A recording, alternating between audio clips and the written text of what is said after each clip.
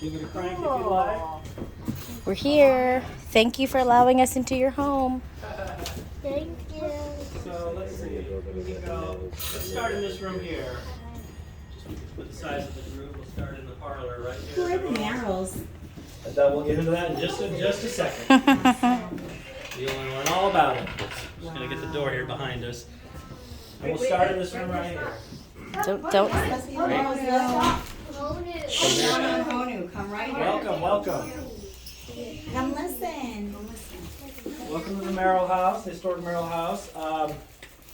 My name is Mitch Heeman. I'm the archivist for the Jacksonville Historical Society, so I manage all the collections, which, funny enough, this house and everything in it is part of our collections, so I manage this house. I also give tours along with all of our many awesome docents. The first question I heard someone say, well, who are the Merrills? Well, we'll start with this image here. This is the Merrill family. James Eugene Merrill, the head of the house here in the photo. His family was originally from South Carolina, and they moved here just after the Civil War, about 1866, and he was about 10 years old at the time. So he moved down here with his family. This is obviously a little later on with his own family. This is his wife Helen. There's a portrait of her a bit older in the corner of the room. No. 3 of their 4 children. Arthur was not born yet, but we've got James Jr., Helen, who's also Helen, 2 Helens, and Kenneth down here. And there was an Arthur who was born later on. He moved into the Merrills. His own father was a blacksmith, and they were all into ironworks type of trade. He started his own ironworks here in Jacksonville when he was older, and kind of small potatoes, but it built into a much larger enterprise. And he got together with another man by the name of Stevens, and the 2 of them formed the Merrill Stevens shipyards. So the whole shipbuilding industry that Jacksonville became right here on the river was primarily the Merrill Stevens Shipbuilding Company and dry dock and repair. So are they kind of like the founders of Jacksonville in a sense? In a way, they ushered in a new era, a more industrial era here. Jacksonville was founded in 1822, many years earlier, but when they came along after the Civil War, they were a large part of building Jacksonville what it is now. Nice. The house was very different then. It looked more like this. Well, this is an image of the house. It was a cottage. But as the family grew and even his parents moved in at one point, everyone just sort of expanded into this home. He built onto it, and the home was built around 1879.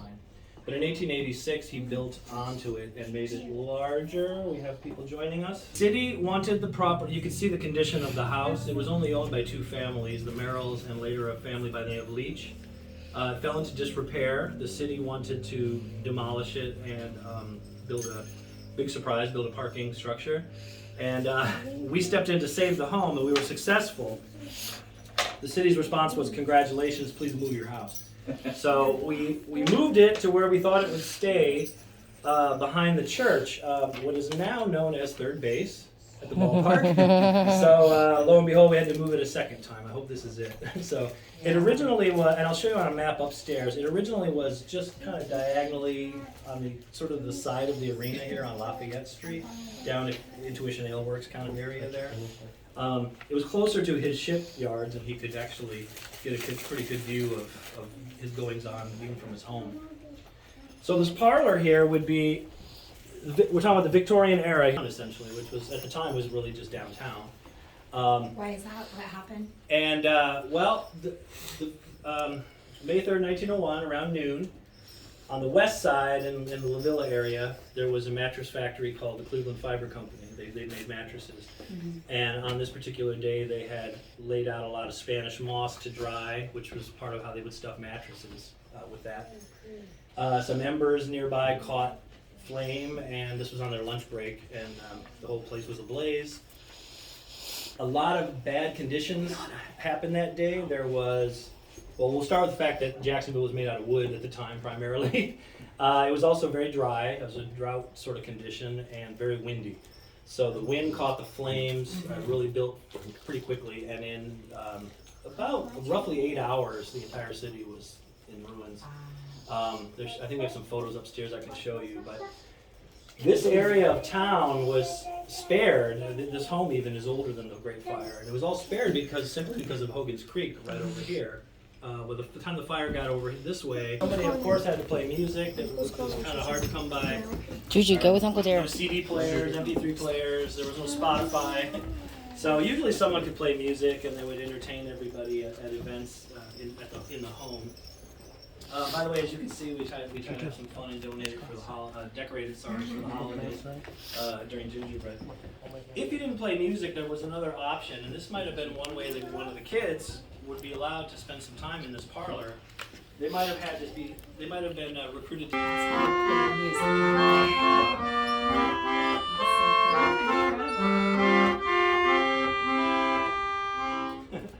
Cool.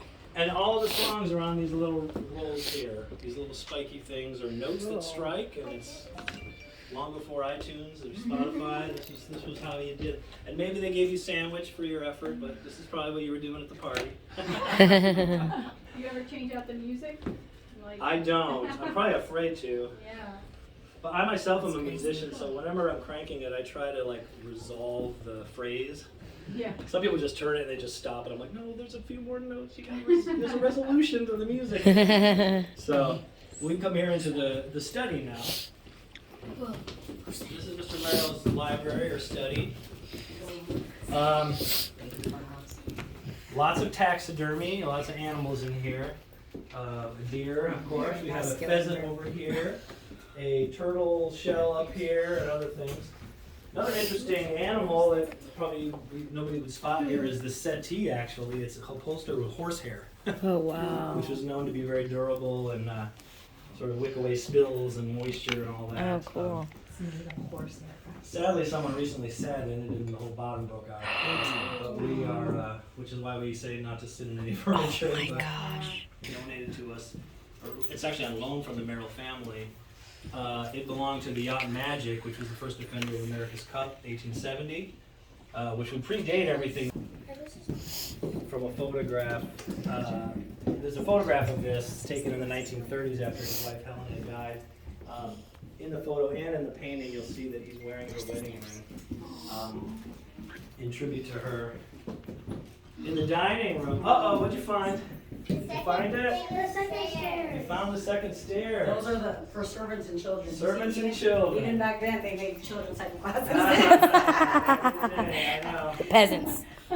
So here in the dining area, we have a nice setting here for the holidays.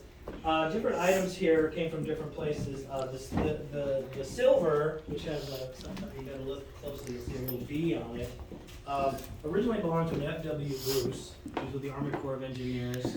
He built the jetties here, among other things. He was one of the founders of Arlington, and he actually helped to sort of construct the Merrill Stevens shipyards and whatnot. So his great-great-grandson, who I only had the pleasure of meeting once before he passed, Cleve Powell, donated the silver here to our house. The china, I believe it explains on this board here, belonged to a Mary Ship, the Ship family. They lost their china in the Great Fire of 1901 and promptly replaced it with this china, which they kept all this time. And then she, what I'm most excited about lately, a very recent discovery, we just found this photograph of it's cut off here, but it said October 1914, Mr. Merril with his granddaughter. Aww. And this is I leave it here because it's in this exact spot where they were napping. Oh. So you'll have to kind of try to get creative, but the window seat, the closet. He's basically just this tender moment, like napping on the floor. My dad does this actually with his granddaughter Anne, who would have been about 6 months at the time because she was born in the spring of 1914. Anne Merril Gillette later, who was born here in 1914. She was the daughter of the older son James Jr. When we opened this house back up in the early 2000s after restoring it, she was still living, and we had her open the front door and let in the public. So she had. Kitchen has all the modern conveniences. for the time anyway. Probably the only plumbing they would have had eventually was in the kitchen. They had mainly early on we would have outhouses and have to go to the bathroom out and outdoors and whatnot. So there's some really interesting items in here, like what we believe to be a butter churn of some kind, or maybe some kind of washing machine, but it swivels back and forth and you put items in it. There's this weird image online that we found of a dog working it with a treadmill. So Oh, wow. I don't know if that was common or just for fun, or maybe you could get a kid to do it. Anybody want to run on the treadmill maybe and churn some butter? You have some candidates here? Speaking of kids, this is called a pie safe. It would keep, the screen would keep insects and flies and whatnot away. And kids. And hopefully it would keep the kids away as well, poking their fingers in the pies and the cakes. This, do you know what this might be, young ladies? A closet, the world's smallest closet. Here, let's have a look inside and see You have what's... to keep the things that you don't want the kids to have. Yeah, it's a refrigerator. Yeah, It's sometimes not it... rotten milk. No, it's all fake. All the food is fake. It looks like rotten milk. This is, at the time, a lot of times they would call this an ice box, actually. And right down here, They say not great. you would put a giant block of ice down. And they would deliver it. They are connected. Remember when you They would deliver the ice, you'd shove it in here, and then you'd keep the food nice and cold. And somebody had the job of cleaning out the melted ice. Probably a kid. And if they forgot, yeah, that's right. And if they forgot, people who lived with these have told me, if they forgot, you knew because you came in the kitchen and you stepped in water. Somebody forgot to take care of the melt. So, hold the railings as we go up. Oh, you guys get to use the formal stairs today. That's right. You can go to the back. My dad used to have really Scared, because it's Come up really into the hallway and it has a little couch in it, yes. This way? Yes, and we would have it in the air. And I knew my parents were up to something. I wanted to see it anyway. That's what our kids smell too. Yeah. So in here, we're coming here to the master bedroom. This is where they would have slept, Mr. and Mrs. Merrill. Some interesting items here on the bed. One is particularly popular in the school, among the school groups. We have what is this? Can you think of what this is? Gator. A gator. It's a gator paw. It's a gator I was paw. gonna say crocodile. And now it's a purse. Wow. You can wear this on your wrist and have some coins. Florida tourism was very, Florida souvenirs with gators were very popular. Florida still was kind of a wild place to be. If you did visit Florida, people loved it. Gator souvenirs of all time. Tonight, what did you do? Ta-da! That's like camping. When we go camping, I put a bucket by our Chamber pot tent. here for you. My dad, when we were going to the house and we'd And sit there, you don't flush. I'm glad you asked because It's just like how you train Junior to go potty. You have to put it in. somebody would have to empty this out. Yeah. The kids. It's not another kid's Kids, job. I wanna point out something. You see this bed? This bed doesn't look as big as our beds, huh? Back then they were No, so they much were smaller than smaller. us. Just humans in general Yeah. were smaller than And in the we are. bathtub right here. Really? So here we have, Is that why the steps are so small because their feet were tiny? Probably. everybody was a little smaller, that's for My feet sure. were We didn't have all of those. Genetically hormones and stuff modified like that. ingredients. You were pointing out the tub here. This is actually known as a hip tub. Baths were maybe a weekly affair, a full-out bath, just because of the effort of heating up all the water and transferring it to the tub. And actually, typically, Got in there, it's like so dirty. I You guess could lose the you almost baby. think it'd be the other way around, but yeah, it's kind of it's a hard argument either way. Yeah. But this is called a hip tub, and it did the job in a pinch. You could fill it with a bit of water and sit in it, and do your best. You know, probably Mrs. Merrill would use that, of course. Is that a baby bath too? That's No, kind of a that's more basin, like a kind of for Sink. yeah, like a Sink. sink. Instead of using the tap like you run water now, you would have to use that pitcher to put water in there, and you could wash up and shave or whatever it is you needed to do. Crazy. Super Y'all don't conservative. know. Yep. I don't Yeah. know how good you got it nowadays. And this You don't even know. this vanity set actually did belong to Mrs. Merrill. So what is this? This is where you warm the water? You could have, yeah. But most of sort of a toddler or baby bed here, which actually, I mean, it does have another wall that swings up and connects. This, of course, would be recalled in a minute these days. but at the time it did the trick. Maybe the baby Arthur would be in there. Speaking of baby items that would probably be recalled today, we have a little walker here with a tray A walker. for the baby. And here we have a steam trunk, which was very popular. Obviously, people used it when they tried. It's funny, you think of duffel bags, backpacks, suitcases. You try to travel as light as you can. Back then, when you travel, you know, usually by ship, you put everything in one of these big trunks and just throw it on the ship, and that's how you traveled. At the time, there wasn't a lot of closets either in homes, or you didn't find a whole lot of that. So, socks. If you had a hole in your sock, you had a toe sticking out, just slip it on here, and you can like work on it with this egg underneath it to keep it. I guess I've never seen anyone darn a sock before, but that's what it's called. Big dolls that kids don't like in this room. Oh my Oh dear, no. Be careful with the stairs here that we don't fall down the stairs. But here we are in Helen's room. I mentioned downstairs that Helen was the only girl in the family. So guess what? What could you imagine with the only girl? She gets everything. She gets everything. She's spoiled, and she gets her own But she's the youngest room. one. She wasn't the youngest. But She was the only girl. So back then, of course, she got her own room. This would have been her room. Here we have a cute little photo of her with her mother in a 1905 Cadillac. Very likely she doesn't know how to drive or is actually driving. People would come there. The little muff also belonged to her. Those were donated by the Merrills. The downside of this room for her, though, probably would have been this door here, which leads to the attic. And I say that, we're not going to go up there, but I say that because I mentioned before this house was closer to the shipyards.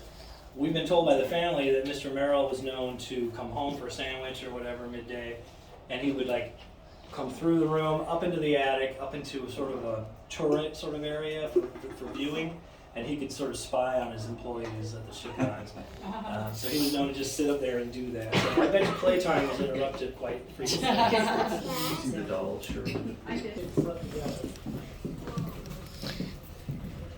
So, yeah, typically a lot of times back then you would share the bed, of course, for warmth and other reasons, and maybe they would sleep in this direction because it made more room for all. Oh, that's so cute, guys. Boys. When Arthur probably slept over there, but when he was older, he would have joined them here. Items here, we have a lot of an assortment of toys from the period, the stereograph and checkers, of course, and the funnest item, I think, is this toy gun, this little wooden toy gun. I love it because it actually also belonged to the Merrills. And not only that, but we have a photograph of them on the porch of this house, playing and shouldering the gun. Whoa. So all four of them are here now. And here's, let me get it right. So there's Helen. They've got such big curly hair. This one's Helen, and that one's little Arthur, who came later. So they're on the porch of this very house, playing. Spanish-American War era, there were 6,000 or so troops here in an area in Springfield known as Camp Cuba Libre, and marching drills and all that would have been something everyone saw and would be fun for the military. This item here is I guess you call it a bed warmer of sorts. It's something you would fill with water, like hot water things. And you'll notice the desk over here. Children actually went to school less than a year, only about 6 months a year. But they were always expected to be continuing their studies at home. So you see a lot of these types of desks. University physics. Oh, well, interesting choice. Yeah. Smart kids. Yeah. Smart kids. We'll have to look at how we selected these books. We might have to swap some of them out. Lastly, you're right there. No break. This is just a little like rocking horse. Wow, this house is so big. Like it doesn't look that big on the It makes me outside. want to like start building my house. But Miss- then keeping it and look at there's a little lizard, Back here. right? This is a very interesting Oh, for space, sure, yeah. For a number of ways that later, when the Leach family bought the home in the 1920s, we see them listed a lot as renting out rooms. And to be even more specific, it is a very hilarious and interesting coincidence. We have one of our tour docents, the tours. Her name is Holly, and she lives out at the beach. She came in here for the first time and she was like, I've been here before when I was a little girl. My great aunt lived here. And she remembers being like 4 or 5 years old and visiting her great aunt who lived in this very room. She was renting from the Leach family. So all this black area, block by block, is what was lost in the fire essentially. So it started over here, like I said, at the mattress factory. By the time it got to the creek, which is where we are here, it kind of went this way in about 8 hours or so. These push pins, let's see, where are we? This is Lafayette. This push pin is where the Merril house used to be, and this is where it is now. So we moved it up diagonally this way. Florida Avenue is now a Philip Randolph. This push pin is our offices over at the old St. Luke's Hospital, which is dated in 1878. So all these, and homes as well, a lot of buildings over here that predate the fire were all saved because of the creek essentially. So and what are here's they some doing images. with the shipyards now? Because they're really not being used. right? Lots of talk, yeah. I think Yeah. mainly Shad Khan is interested in it, and we've been at a lot of meetings Yeah, yeah, that yeah. have to do with how they're